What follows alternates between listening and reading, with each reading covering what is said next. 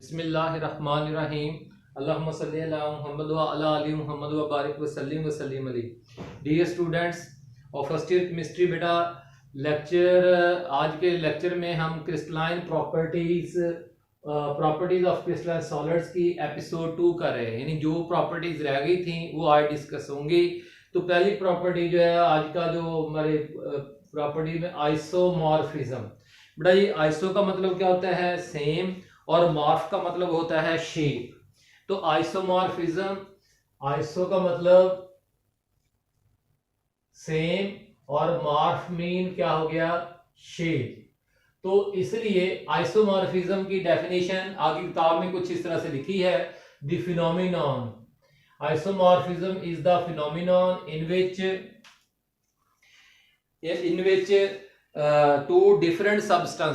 two different chemical substances exist in same crystalline form। तो वो different chemical substances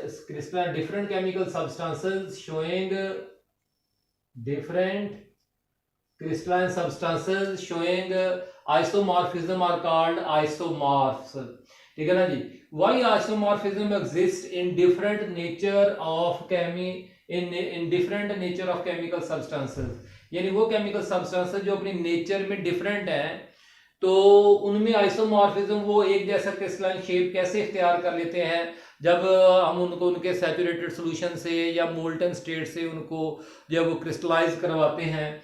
तो उसकी बेटा जी ये कुछ रीजंस हमने बना दी हैं। नंबर 1 पे independent of nature of chemical substance. ठीक है, आइसोमॉर्फिज्म जो है वो सब्सटेंस की केमिकल नेचर पे डिपेंड नहीं करती, यानी कि कौन कौन से आइटम्स क्रिस्टलाइन शेप में पाए जा रहे हैं उस पर डिपेंड नहीं कर रहा, but depends on the number of atoms, कितनी तादाद में पाए जा रहे हैं, and way of their combinations. बेटा वे ऑफ देयर कॉम्बिनेशन से मुराद कोवलेंट बॉन्ड्स हैं। ठीक है जी, उन्होंने कोवलेंट बॉन्ड्स के अगर अरेंजमेंट लिए हैं तो कोवलेंट बॉन्ड्स किस डायरेक्शन में बन रहे हैं। ठीक है, आयनिक बॉन्ड है तो फिर वो आयनिक बॉन्ड जो है वो स्ट्रेंथ कितनी है वगैरह वगैरह, इस तरह के जो है। तो इस तरह ये दो बातों पे है। और तीसरा जो है वो isomorphism depends on why mostly the ratio of atoms in various compounds are such that isomorphism is possible. ठीक है कि आइसोमॉर्फिज्म पॉसिबल है और उसकी वजह जो है वो सिमिलर एटॉमिक रेशियो है। अगर आप टेबल को देखें, ये टेबल आपको याद करना है, मैंने टेबल 6 लिखा है आगे 6 पॉइंट में टेबल 6 याद करना है। सोडियम नाइट्रेट और पोटेशियम नाइट्रेट दो डिफरेंट केमिकल सब्सटेंसेस हैं, तो लेकिन दोनों में एटॉमिक रेशियो देखें, सोडियम 1 1, पोटेशियम 1, ठीक हो गया ना जी, नाइट्रोजन 1 और फिर इस तरह से ऑक्सीजन 3 3, तो 1 1 3 रोम्बोहाइड्रल दोनों क्रिस्टलाइन शेप रखते हैं। इसी तरह से potassium sulphate, potassium chromate, orthorhombic 2 2 1 4, zinc sulphate, nickel sulphate, डू का मतलब है वही आर्थोरोम्बिक क्रिस्टलाइन शेप होगी। ठीक हो गया जी। और इस तरह sodium fluoride, magnesium oxide cubic 1 1 ratio है, कॉपर सिल्वर दोनों की क्यूबिक। ये मेटल्स हैं, यानी चाहे एलिमेंट्स हो चाहे कंपाउंड्स हो, वो दोनों चाहे वो मेटल्स हो चाहे कंपाउंड्स हो, उनमें क्रिस्टलाइन शेप में आइसोमॉर्फिज्म पाई जा सकती है। जिंक और कैडमियम जो है उनका हेक्सागोनल है। तो अब बेटा जी बात ये है कि ये ऐसा क्यों है, क्योंकि उनमें एटॉमिक रेशियो एक जैसी पाई जाती है। दैट्स व्हाई जो है due to similar atomic ratio in substances isomorphism is possible. तो बेटा ये अगर आपको ये सवाल आ जाए जी व्हाई आइसोमॉर्फिज्म इज पॉसिबल या why isomorphism exist in different nature of chemical substances, तो ये 3 पॉइंट ही आपने जवाब में लिखने हैं। ये शॉर्ट क्वेश्चन है, ये आपका क्या है? शॉर्ट क्वेश्चन है। ये नोट हो जाना चाहिए, किताब से ही मैंने है, किताब पे सिर्फ सवाल लिख लें ये वाला या ये वाला, ठीक हो गया ना जी, ये वाला सब सवाल लिख लें या ये दोनों सवाल लिख लें और दोनों के आंसर में सिर्फ इनको हाईलाइट कर लें, इन पॉइंट्स को जो मैंने बोर्ड पे लिखे हैं।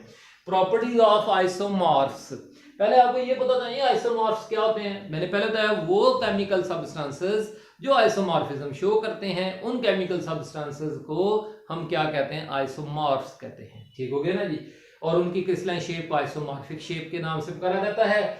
मैनी क्रिस्टलाइन जो है ये इनकी प्रॉपर्टीज देखिए, बात ये है बेटा जी कि इनकी ना तो फिजिकल प्रॉपर्टीज एक जैसी हो सकती है ना केमिकल प्रॉपर्टीज। वजह ये है सर जी क्या फिजिकल प्रॉपर्टीज तो एक जैसी होनी चाहिए, केमिकल प्रॉपर्टीज का तो हमें पता चल गया क्योंकि ये केमिकली डिफरेंट है, लेकिन फिजिकल प्रॉपर्टीज तो एक जैसी होनी चाहिए क्योंकि इनकी क्रिस्टलाइन शेप एक जैसी है। लेकिन बेटा बेशक क्रिस्टलाइन शेप इसलिए एक जैसी है कि एटॉमिक रेशियो एक जैसी है, लेकिन बॉन्ड की स्ट्रेंथ तो एक जैसी नहीं है।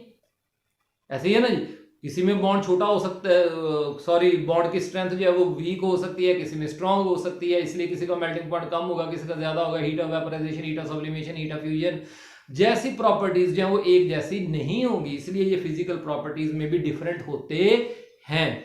ठीक हो गया ना जी, मेरी ये बात आपने गौर से सुन ली नहीं है। अच्छा जी, तो दोबारा से बेशक वीडियो पर रिवर्स करें और फिर इस बात को सुने कि they have different physical properties. ठीक हो गया, तो मैं इनको हम क्रिस्टलाइज टुगेदर अलबत्ता ये हो सकते हैं, ठीक है ना, किसी भी होमोजेनियस मिक्सचर में से यानी इनके सॉल्यूशन में से इनको जो है वो इकट्ठा ग्रो करवा सकते हैं। तो बेटा जी टेबल के नीचे एक पॉइंट लिखा हुआ है, जरा इसको गौर से पढ़िएगा और सीखिएगा कि अगर आप टेबल को गौर से देखें ना जी, तो एक बात आपको नजर आती है, पोटेशियम नाइट्रेट में नाइट्रेट मौजूद है। पोटेशियम नाइट्रेट और सोडियम नाइट्रेट में, पोटेशियम नाइट्रेट और जी सोडियम नाइट्रेट, हमने कहा इनकी क्रिस्टलाइन शेप इसलिए एक जैसी है क्योंकि इनमें एटॉमिक रेशियो जो है वो एक जैसी है। लेकिन अगर आप थोड़ा सा गौर करें तो दोनों के अंदर कौन मौजूद है, NO3 माइनस नाइट्रेट आयन मौजूद है। ऐसे ही है ना जी, ये नाइट्रेट आयन कुछ इस तरह का ज्योमेट्रिकल शेप रखता है, लेवस स्ट्रक्चर, ठीक है ना जी। नाइट्रेट आयन के अंदर जो कि अनायन है उसका ज्योमेट्रिकल शेप एक जैसे ही है, ट्राइएंगुलर प्लेनर। ठीक हो गया ना जी। इसी तरह से अगर आप देखें तो अभी आपने जिंक सल्फेट और उसके बाद क्या पढ़ा जी, निकल सल्फेट जो है उसमें भी कुछ इसी तरह का था, 1:1 रेशो तो वही है। लेकिन रेशो के अलावा एक बात और भी इनमें कॉमन है कि दोनों में क्या मौजूद है, वो सल्फेट मौजूद है, और उस सल्फेट का जो टेट्राहेड्रल ज्योमेट्री है वो ज्योमेट्री टेट्राहेड्रल है। जो ज्योमेट्री है वो क्या है, वो टेट्राहेड्रल है। ये देखिए जरा, टेट्राहेड्रल अरेंजमेंट बन गया है, 4 कोनों वाला इस तरह से।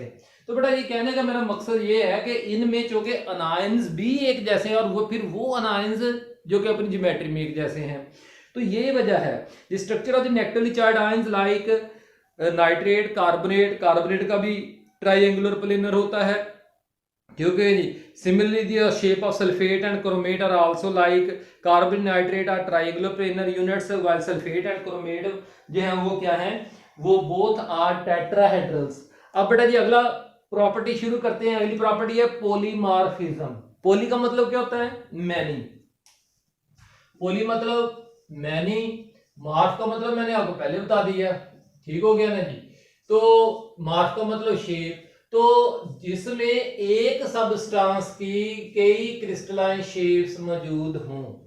ठीक हो गया ना जी, एक ही क्रिस्टलाइन सबस्टांस अब एक है, इसमें क्रिस्टलाइन सबस्टांसेस दो थी लेकिन शेप एक जैसी थी। पॉलीमॉर्फिज्म में क्रिस्टलाइन सबस्टांसेस दो या दो से ज्यादा, सॉरी एक है लेकिन क्रिस्टलाइन शेप्स दो या दो से ज्यादा है। तो ऐसे फिनोमिना को हम क्या कहते हैं, polymorphism is the phenomena in which A compound, ये बहुत अहम बात है, देखिए मैंने स्पेशली अंडरलाइन किया हुआ है, compound exist in more than one crystalline forms. ठीक है, जिसमें मैंने सबस्टांस लफ्ज नहीं लिखा क्योंकि सबस्टांस में तो एलिमेंट भी शामिल होता है, लेकिन इसमें सिर्फ कंपाउंड, ठीक है ना, जिसमें एक कंपाउंड की एक से ज्यादा क्रिस्टलाइन शेप्स हो उसको हम polymorphism. What are polymorphs, crystalline forms of a compound, एक ही कंपाउंड के जो डिफरेंट क्रिस्टलाइन शेप्स होंगे हम उन्हें क्या कहेंगे, पॉलीमॉर्फ्स, और कंपाउंड को क्या कह देंगे, पॉलीमॉर्फिक कंपाउंड। जी प्रॉपर्टीज, क्योंकि यहाँ पे सबस्टांस यानी कंपाउंड एक ही है तो इसलिए केमिकल प्रॉपर्टीज तो सेम होंगी, लेकिन क्रिस्टलाइन शेप सब डिफरेंट है, इसलिए क्रिस्टलाइन प्रॉपर्टीज जैसे ऑप्टिकल कंडक्टिविटी हो गई, हीट एंड इलेक्ट्रिकल कंडक्टिविटी वगैरह हो गई, या थर्मल एक्सपेंशन हो गया, ये क्रिस्टलाइन प्रॉपर्टीज क्या होंगी, इनकी डिफरेंट होंगी। तो बेटा जी टेबल रीजन ऐसा क्यों है, due to structural arrangement of their constituent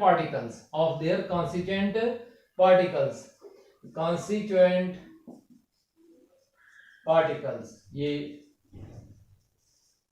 constituent particles, atom, ions, molecule जो भी इनको बना रहे हैं उनके अरेंजमेंट एक दूसरे क्रिस्टलाइज शेप्स में डिफरेंट होते हैं 3 डायमेंशनली, इसलिए इनकी फिजिकल प्रॉपर्टीज मुख्तलिफ होती हैं। तो बेटा जी टेबल आपका देख लें, सिल्वर नाइट्रेट के 2 क्रिस्टलाइन शेप्स दिखाए गए हैं, रोम्बोहाइड्रल एंड आर्थोरोम्बिक, और इस तरह से कैल्शियम कार्बोनेट के जो है वो क्या बताया गया है, ट्राइगोनल एंड आर्थोरोम्बिक। एलोट्रॉपी, अगली प्रॉपर्टी क्या शुरू होगी, allotropy. Definition, the existence of an element, वहां पे कंपाउंड था, यहाँ पे कौन आ गया, एलिमेंट। ठीक हो गया ना जी। Known in more than one crystalline forms, ठीक हो गई, यानी अगर कंपाउंड एक से ज्यादा क्रिस्टलाइन शेप में पाया जाए तो पॉलीमॉर्फिज्म, और अगर एलिमेंट पाया जाए तो वो एलोट्रॉपी। ठीक हो गया, नोन एज एलोट्रॉपी।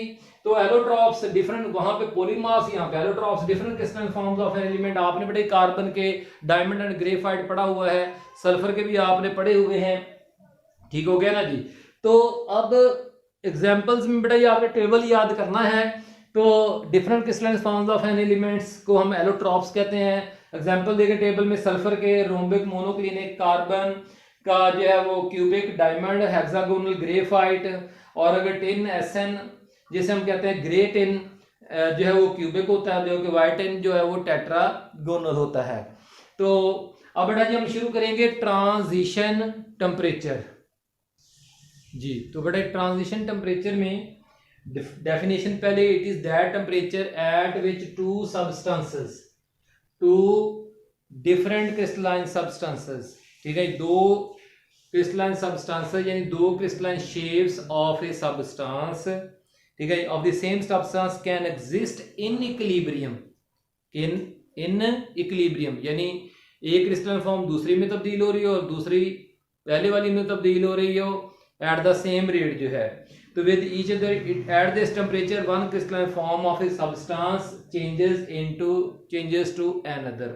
डेफिनेशन के बाद बेटा जी, above and below this temperature, अगर इक्विलिब्रियम इस ट्रांजिशन टेम्परेचर से टेम्परेचर कम या ज्यादा करेंगे तो सिर्फ एक क्रिस्टलाइन शेप आपको नजर आएगी, दूसरी नजर नहीं आएगी।